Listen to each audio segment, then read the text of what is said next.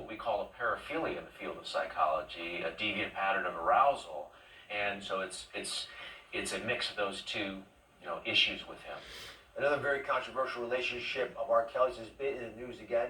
Joycelyn Savage has been very public in her support of R. Kelly, despite her parents' claims that she's been brainwashed and held against her will. Now, recently, someone claiming to be Joycelyn on Instagram and another website accused R. Kelly of physical abuse and forced abortions.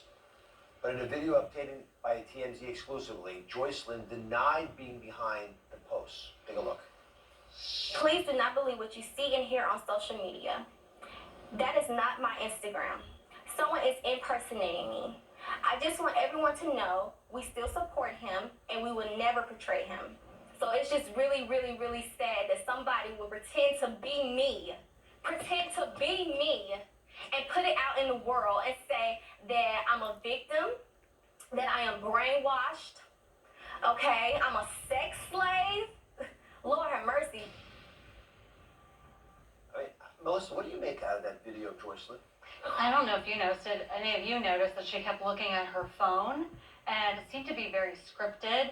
And also, we were talking earlier, and you were saying that she kept bringing up the word "we," and I thought that was interesting. Right, a sense of not having her own identity, but rather that she's grabbed a hold of this shared narrative that sounds very scripted. And the idea is what we call thought reform. Some people call it brainwashing, is to have them internalize these values. But this is part of the argument I think the parents are making, because in response to Joycelyn's video supporting R. Kelly, the Savage family's attorney, that's the parents, told TMZ in part, "We're saddened and disappointed to learn that Joycelyn Savage has said that she was not the person operating her account for nearly 3 years.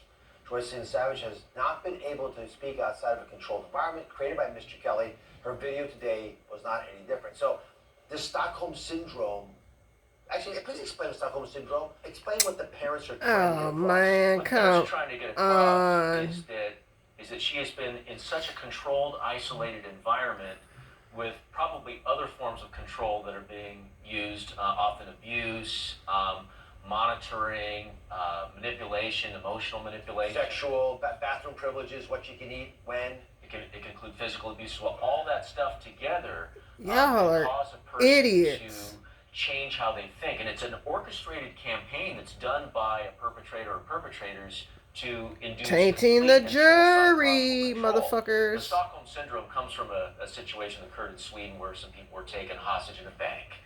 And the odd thing that happened was they started to view the perpetrators as their friends. So who are they trying to say scripted what Jocelyn was saying then? It's a primitive thing that people do to survive threatening Have you thought that maybe she typed down what she wanted to say? It's integral to their survival. So in a minute, I'll be Oh my God, these motherfuckers. Asante Mcgee, who says R. Kelly's right-hand woman This dusty, is a sex trainer, crusty. trained girls how to sexually please R. Kelly.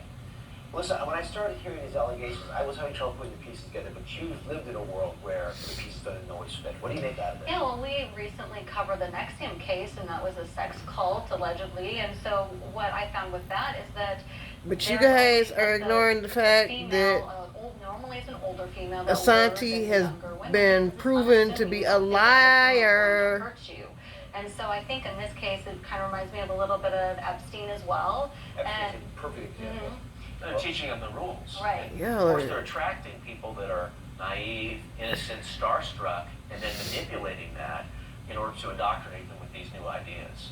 Well, it's a pretty sophisticated setup. R. Kelly is facing over 500 years in prison for charges of four. He's not gonna get a day. Mark there on the map. Mark, walk us through this. When's he going to face charges? Well, how's this going to play out? Yeah, he is facing a mountain of legal troubles. First, he'll face the charges in Illinois, the federal charges, around April. Then he's expected to face federal charges in New York in May, and then state charges back in Illinois in September. So all of this raises the possibility that he may be gearing up for a plea deal. And we do have some inkling that that may be happening because he recently added a lawyer to his team who is known for negotiating complicated plea deals. While this is all going on, That don't mean jack shit. He is innocent of all charges against him, including the newest allegations.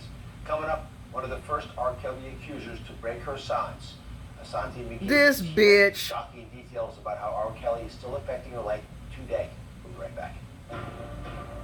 Oh my God.